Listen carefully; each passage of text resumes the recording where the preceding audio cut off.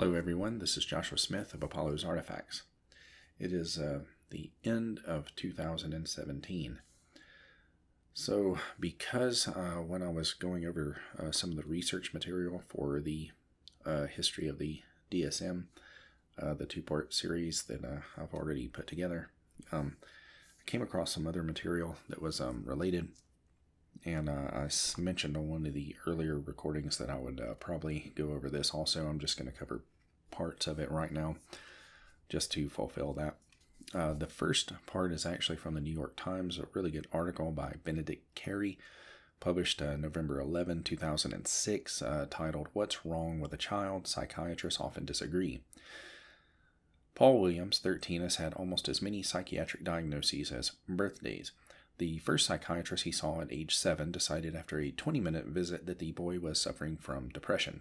Now, I'm going to stop there just for a second because this is something that you see come up all the time. You have children who act out in school or have minor behavioral issues, and then you'll have a teacher who has absolutely no clinical background, no training whatsoever in psychology or psychiatry at all, and then they will start suggesting to the parent that the child may have a psychological disorder, right? And then sometimes they're even referred to, say, a school nurse or something like that, who also has absolutely no knowledge, no background whatsoever in psychology or psychiatry.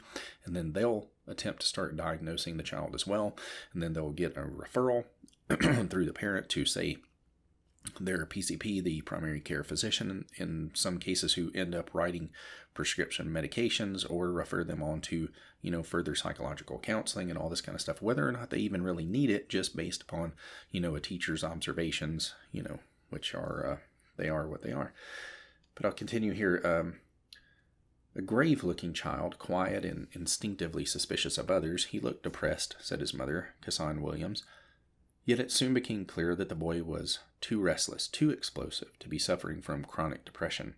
Paul was a gifted reader, curious, independent, but in 4th grade, after a screaming match with a school counselor, he walked out of the building and disappeared, riding the F train for most of the night through Brooklyn, alone while his family searched frantically.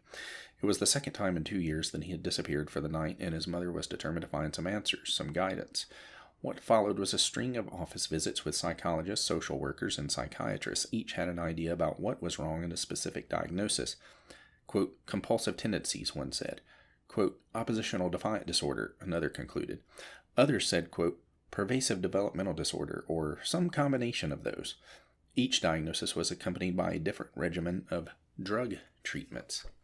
And this gets to the real nub of the problem, is that once they start getting put on these various drug routines, it begins to literally actually chemically rewire the brain, so that if a person came in actually without any real problem whatsoever and was misdiagnosed, then they end up having an actual problem because of the medications they're being given that they shouldn't actually be given at all. But that is a 9-page article. That was just the first page of it. To sort of stoke your interest, you can go and read that on your own. I'll link it below once I get this put up. The next portion is from Psychiatry MMC, peer-reviewed journal providing evidence-based information to practicing clinicians. This was published January of 2006, titled The Reliability of Psychiatric Diagnosis Revisited, the Clinician's Guide to Improve the Reliability of Psychiatric Diagnosis. And here I'm only going to read from the abstract to begin. Background. The authors reviewed the topic of reliability of psychiatric diagnosis from the turn of the 20th century to the present. The objectives of this paper are to explore the reasons of unreliability of psychiatric diagnosis and propose ways to improve the reliability of psychiatric diagnosis. Method. The authors reviewed the literature on the concept of reliability of psychiatric diagnosis with emphasis on the impact of interviewing skills, use of diagnostic criteria, and structured interviews on the reliability of psychiatric diagnosis. Results. Causes of diagnostic unreliability are attributed to the patient, the clinician, and psychiatric nomenclature. The reliability of psychiatric diagnosis can be enhanced by using diagnostic criteria, defining psychiatric symptoms, and structuring the interviews. Conclusions. The authors propose the acronym DRSED, or Doctor Said, which stands for Diagnostic Criteria, Reference Definitions, Structuring the Interview, Clinical Experience, and Data. The authors recommend that clinicians use the doctor said paradigm to improve the reliability of psychiatric diagnoses. And some of the related issues to this, as they trace out in this article, is the way that the diagnoses of psychiatric and psychological disorders has moved over time from more of, say, a spirit or soul-based issue where you get it tied up basically with like the concept of sin, morality, ethics, and all this sort of stuff, more towards this medicalized model, where it starts to place these various behavioral disorders and whatnot as related to medical problems, biological problems, things rooted in biological issues, genetic roots, or say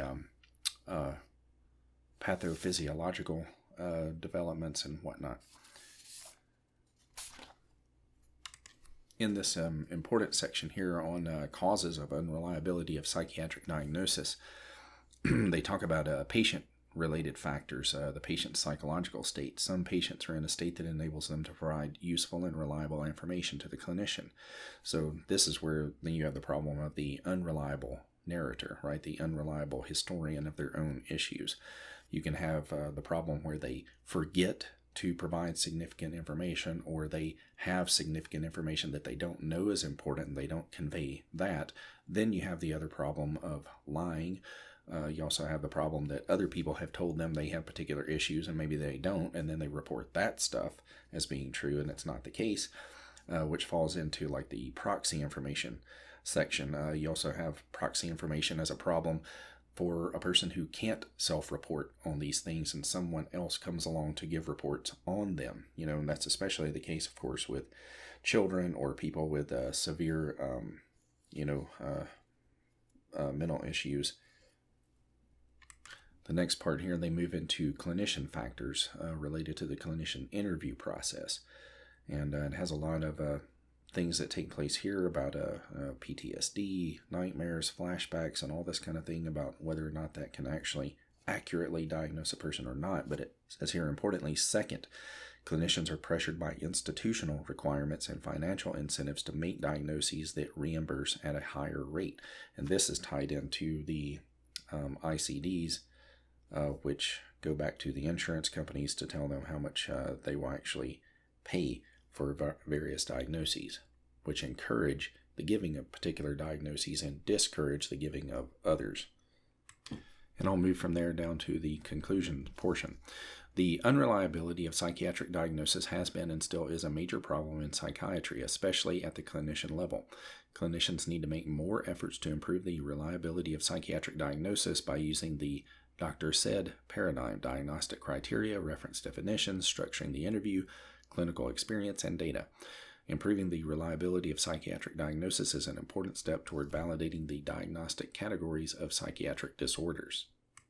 And I will now move from there to an excellent piece from the Atlantic titled "The Real Problems with Psychiatry." A psychotherapist contends that the DSM psychiatry's, quote, Bible that defines all mental illness is not scientific but a product of unscrupulous politics and bureaucracy, by Hope Reese, published May 2nd, 2013.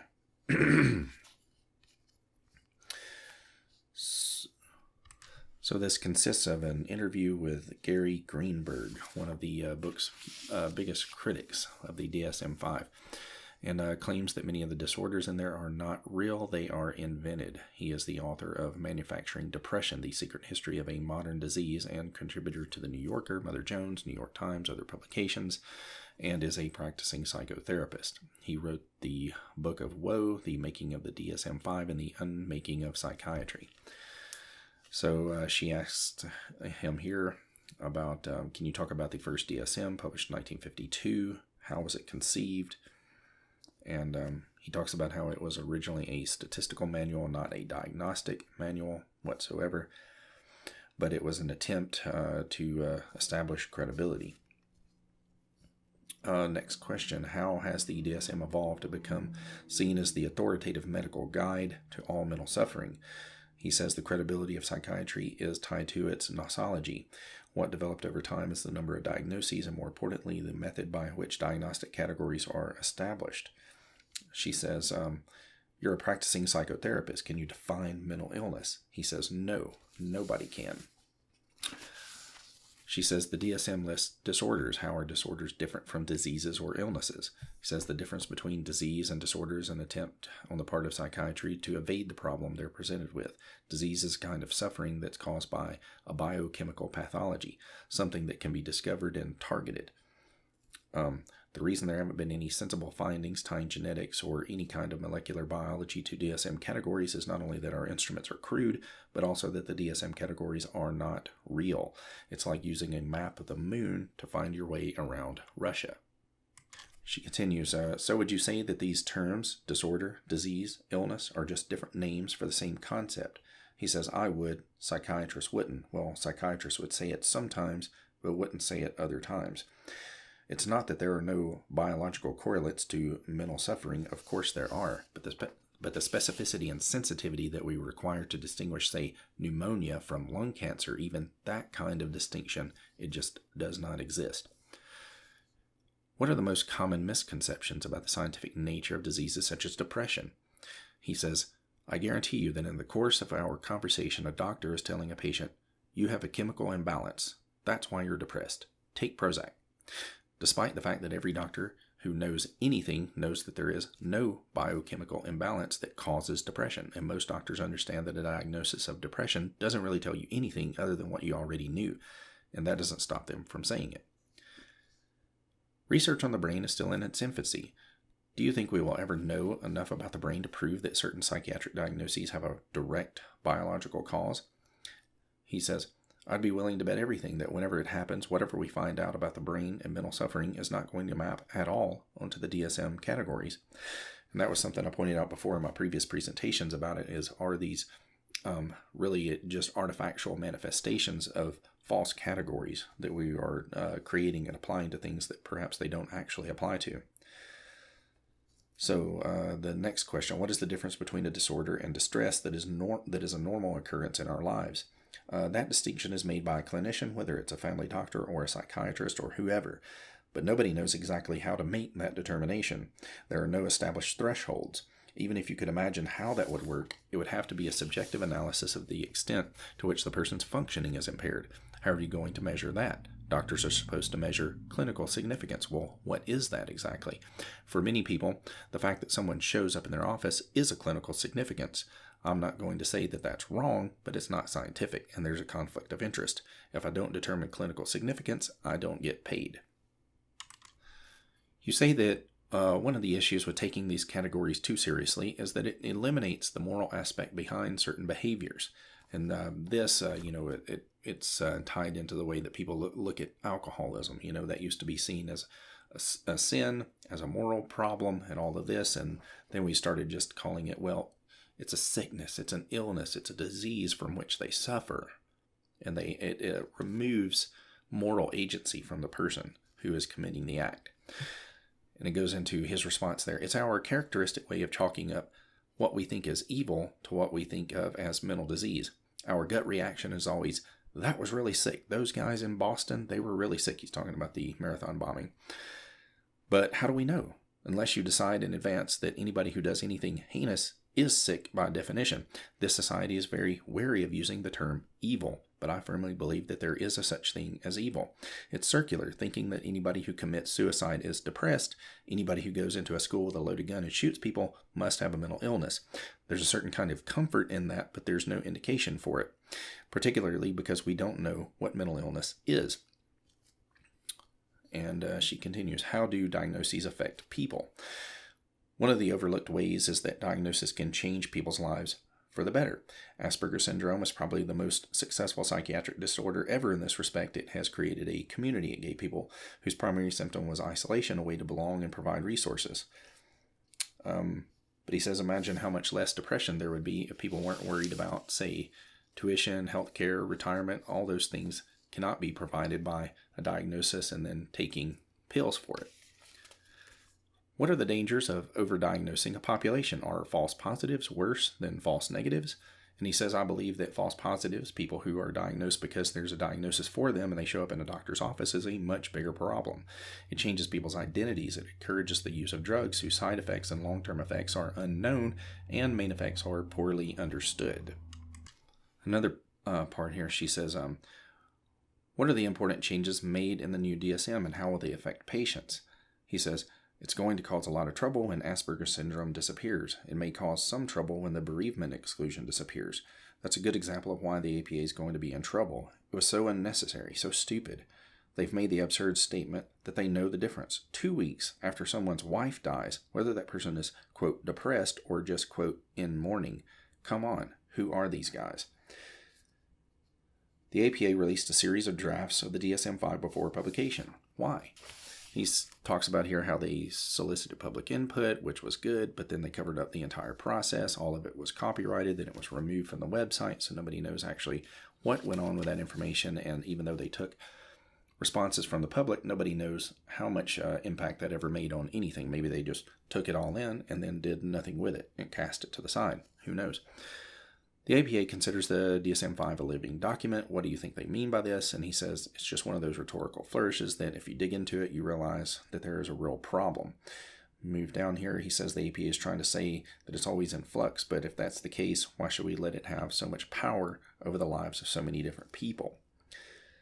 And she says, as a follow-up, can you talk about that? What does the DSM have power over?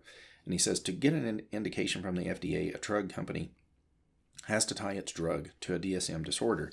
You can't just develop any drug for anxiety. You have to develop the drug for generalized anxiety disorder or major depressive disorder. You can't just ask for special services for a student who is awkward. You have to get special services for a student with autism or some other, similar category. She moves down to a person that I've mentioned in previous recordings, Alan Francis, chaired the task force for the DSM-4 and has become one of the biggest critics of the DSM-5. What do you think of his arguments? He says, we agree that the DSM does not capture real illnesses, that is a set of constructs. We disagree over what that means. He believes that doesn't matter to the overall enterprise of psychiatry and its authority to diagnose and treat our mental illnesses. I believe it constitutes a flaw at the foundation of psychiatry. If they don't have real diseases, they don't belong in real medicine. Al's attack is overdone. I think he's really trying to keep scrutiny off the whole DSM enterprise. That's why he's been so adamant that you don't throw the baby out with the bathwater. He believes that the DSM-4, for all its flaws, is still worthwhile, and I disagree. And of course, you'll remember that Francis was on the DSM-4 task force. That's why he would want to maintain that, obviously. She says, Francis also worries your criticisms are anti-psychiatry. It's the universal paranoia of psychiatry, he says, that everybody who disagrees with him is pathological somehow. You can't disagree with a psychiatrist without getting a diagnosis. I've been writing critically about psychiatry for 10 years, and I've always encountered that. Psychiatry is a defensive profession, and they're defensive in the same way that people who argue about climate change or anthropogenic climate change, global warming, and all that kind of stuff, they lash out with this furious volley of rhetoric, anytime anybody questions any of the key points of it whatsoever. He continues, they have a lot to protect and they know their weakness. To repel criticism in the strongest way possible, from their point of view, is to diagnose the critic with a mental illness. She says, can you talk about the intersection between psychiatry and psychology? How does the DSM relate to both fields? Psychiatry is in charge of the DSM, he says. Psychologists and other mental health professionals use the DSM, but psychiatrists have the power and the money. I'm critical of the mental health professions in general, including my own practice, but the APA has appropriated this business to themselves. They guard it jealously. They protect it with ruthless tactics, and yes, they take a disproportionate amount of the heat for this thing, but it is their baby. They make hundreds of millions of dollars off of this deal. And ultimately, his conclusion about it is that the APA should lose control over the DSM, and that should be divided up among a number of other groups to have their input, and so that the rights to it are, say, more open for everyone else to be taking a part of. So the next article that I will cover was published in Dialogues in Clinical Neuroscience, March 2015, titled The History of Nosology and the Rise of the Diagnostic and Statistical Manual of Mental Disorders by Edward Shorter. This is an open access Creative Commons article. I will link it below as usual. The abstract goes, the current Diagnostic and Statistical Manual of Mental Disorders, DSM-5, arose from a tradition filled with haphazard science and politically driven choices. The nosology of modern psychiatry began with the German classifiers of the late 19th century, especially Emil Kraepelin, and I apologize if I butcher the pronunciation of that name. Psychoanalysis then blotted out the classificatory vision for the next half century, and most of this European psychopathological science failed across the Atlantic. The DSM series was a homegrown American product beginning with Medical 203 in 1945, then guided by psychoanalytic insights through DSM-1 in 1952 and DSM-2 in 1968. In 1980, DSM-3 represented a massive turning of the page in nosology, and it had the effect of steering psychoanalysis toward the exit in psychiatry and the beginning of a reconciliation of psychiatry with the rest of medicine. With the advent of DSM-5, however, questions are starting to be asked about whether this massive venture is on the right track. Introduction, quote, the wit of man has rarely been more exercised than in the attempt to classify the morbid mental phenomena covered by the term insanity. The result has been disappointing. Daniel Hack-Tuke, lecturer in the psychological medicine at the Charing Cross Hospital Medical School in the late 1800s. And I would say that the most dangerous aspect of psychology and psychiatry in general, or specifically, is the potential for weaponization of it in political terms, much in the way that in the communist Soviet Union, they used psychology and psychiatry to actually classify people who disagreed with the ruling regime as insane. And you also hear this, in arguments between, say, conservatives on the right, liberals on the left, who say that the other side is crazy. And overall, I would say this article is a fantastic piece of scholarship. I strongly recommend that you check it out and read it. And I will actually pick up and read just the final portion of it here. The overall article is 11 pages. I'm not going to read that whole thing for you. So we go here. The ever greater size of the volumes, DSM-4 had 886 pages, DSM-5 had 945, began to create the impression of a diagnostic sausage machine that was somehow cranking out of control.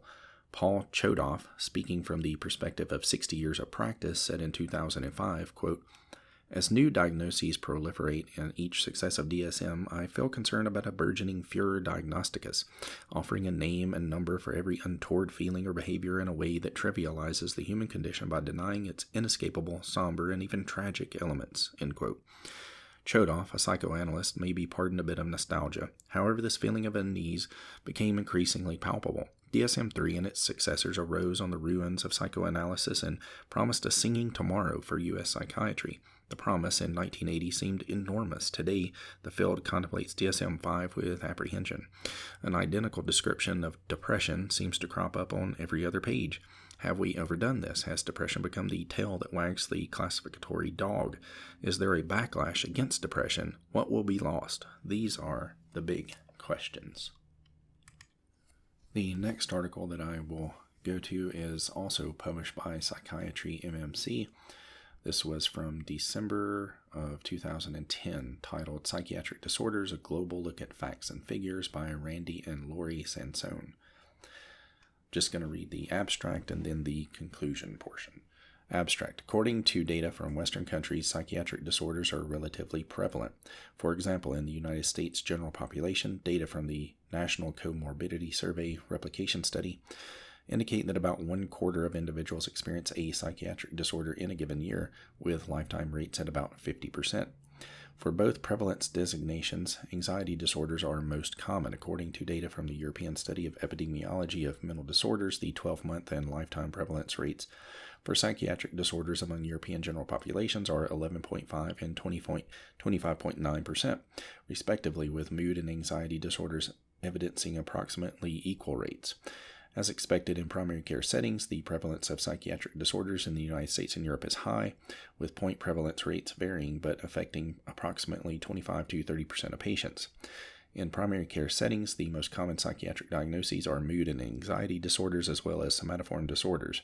While no global summary of cost of care is available, the high prevalence rates of psychiatric disorders correspond with high expenditures for mental health care, as evidenced by a number of sources. Given these latter findings, prevention becomes all the more relevant in terms of cost management. But how do you prevent that which you don't really know the origins of to begin with? Anyway, conclusions.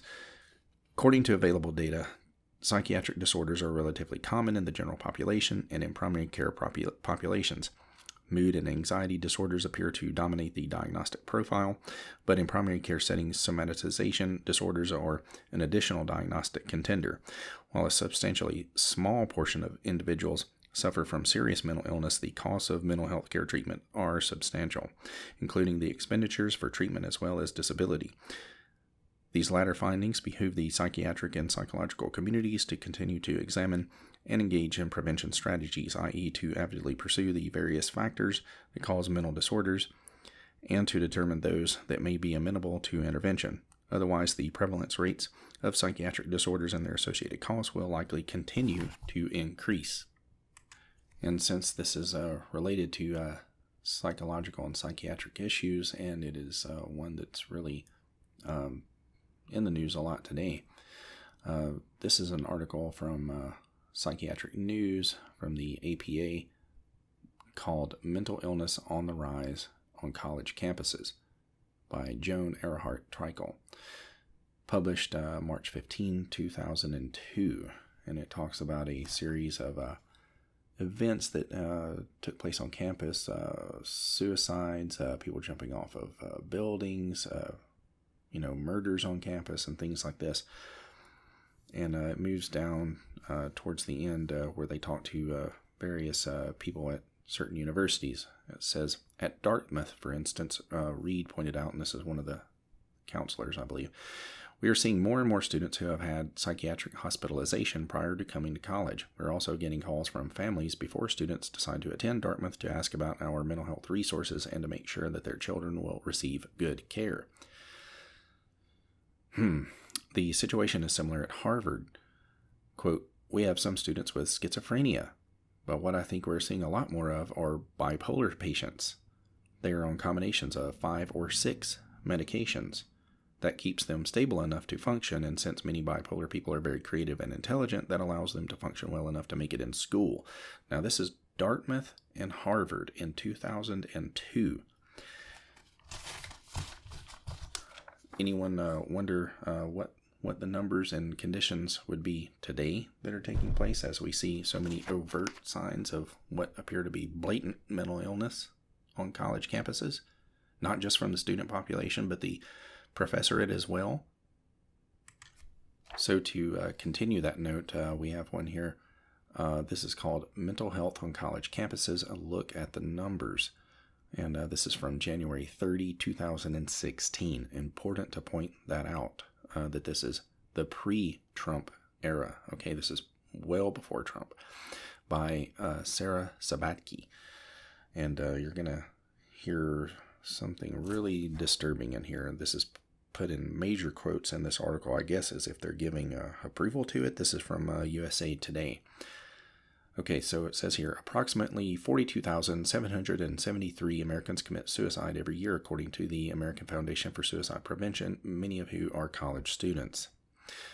The University of Pennsylvania, Tulane University, Appalachian State University, and Yale University, among others, made national headlines in recent years after student suicides rocked their campus communities, highlighting a growing need for comprehensive medical health care on college campuses. This is, of course, trying to angle you toward saying that the rest of the public needs to pay for the mental health care of people who are going to university. But it highlights a quote here that I find very disturbing by a Julia Schroer, who it lists as a member of Mizzou Student Suicide Prevention Coalition and former University of Mizzou student.